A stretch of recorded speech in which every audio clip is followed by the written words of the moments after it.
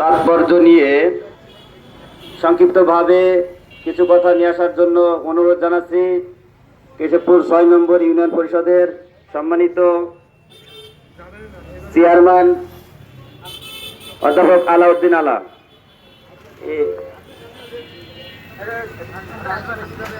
একটু হালকা দিকে সরাই দাও।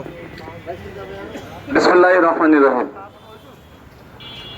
বাংলাদেশ সুবহানে আহলে হাদিস কর্তৃক আয়োজিত আজকের এই মানববন্ধনের আমাদের মাঝে উপস্থিত আমাদের জমিয়তে আহলে হাদিসের যশোর জেলা সংসদের সুযোগ্য সভাপতি, উপস্থিত সুবহান আহলে হাদিসের বিভিন্ন পর্যায়ে সম্মানিত নেতৃবৃন্দ, প্রিয় কেশবপুরবাসী, আসসালামু আলাইকুম।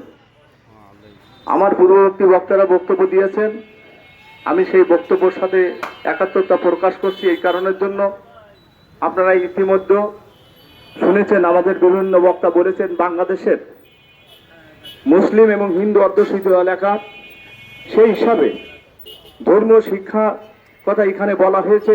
আপনাদের হয়তো অনেকে বিভ্রান্ত করতে পারেন যে ধর্মীয় শিক্ষা শুধু ইসলামের শিক্ষা না, হিন্দু ধর্মীয় শিক্ষা। আমরা চাচ্ছি যে সকল ধর্মের বিষয়ভিত্তিক শিক্ষক, বাংলাদেশে ৬৫,০০০ প্রাথমিক শিক্ষা বিদ্যালয় আছে। সেই বিদ্যালয়ে যদি প্রায় ১ লাখের ঊর্ধ্বে, প্রায় ১,৩০,০০০ শিক্ষক যদি ধর্মীয় শিক্ষক নিয়োগ হয়, সেখানে হিন্দু শিক্ষকও থাকবে, মুসলমান শিক্ষকও থাকবে। আমরা লক্ষ্য করেছি দীর্ঘদিন জনপ্রতিনিধি হিসেবে কাজ করার সুযোগ হয়েছে। আমরা লক্ষ্য করেছি যে নৈতিক শিক্ষায় যদি আমরা শিক্ষিত না করতে পারি, তাহলে আমরা যত বড়ই ডিগ্রি নিই না কেন আমাদের নৈতিক ডেভেলপ হবে না। আসলে আমাদের বাচ্চাদেরকে প্রাথমিক বিদ্যালয় আমরাও লেখাপড়া করেছি, আমরা দেখেছি যে ধর্মীয় শিক্ষায় শিক্ষিত না তিনি আমাদের ধর্মীয় ক্লাস নেন।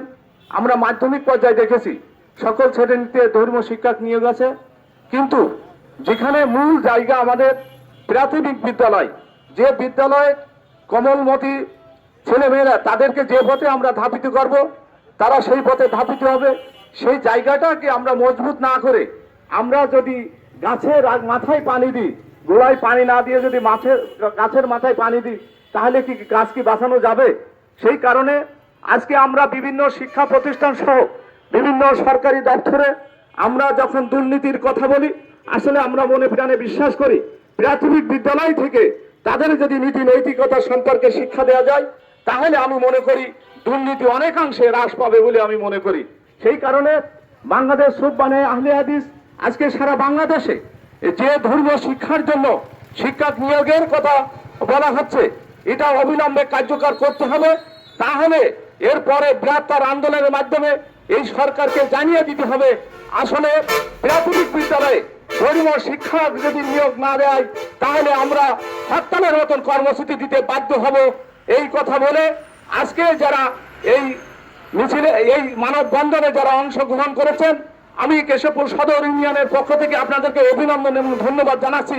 আসলে আমরা একটি উদাহরণ দিই, এই বিল্ডিং তৈরি করা হয়েছে, এই বিল্ডিং এর আমরা যদি প্রাথমিকভাবে ভিত মজবুত না করি তাহলে ওই ভিতটি টেকসই থাকবে।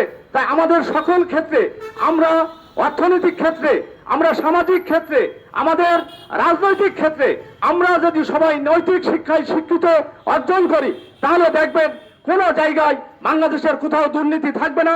সেই কারণে আবার আমার পক্ষ থেকে বাংলাদেশ সুবহানে আহলে হাদিস যারা সারা বাংলাদেশে আজকের এই কর্মসূচি পালন করেছেন, আবার তাদেরকে অভিনন্দন এবং ধন্যবাদ দিয়ে, এবং আমরা জানাতে চাই, সরকারকে জানাতে চাই অবিলম্বে আপনি ধর্মীয় শিক্ষা নিয়োগের ব্যবস্থা করবেন। সকল প্রাথমিক বিদ্যালয় সহ আজকে যারা প্রাথমিক বিদ্যালয় আছে সকল জায়গায় ধর্মীয় শিক্ষক নিয়োগ দেবেন, এই আশাবাদ ব্যক্ত করে সকলের সুস্বাস্থ্য মঙ্গল কামনা করে আমার সংক্ষিপ্ত আলোচনা এখানে শেষ করছি। খুদা হাফেজ। বাংলাদেশ জিন্দাবাদ, বাংলাদেশ সুবহানে আহলে হাদিস জিন্দাবাদ। সকলকে ধন্যবাদ। অসংখ্য ধন্যবাদ জানাচ্ছি আমাদের সম্মানিত সদর ইউনিয়নের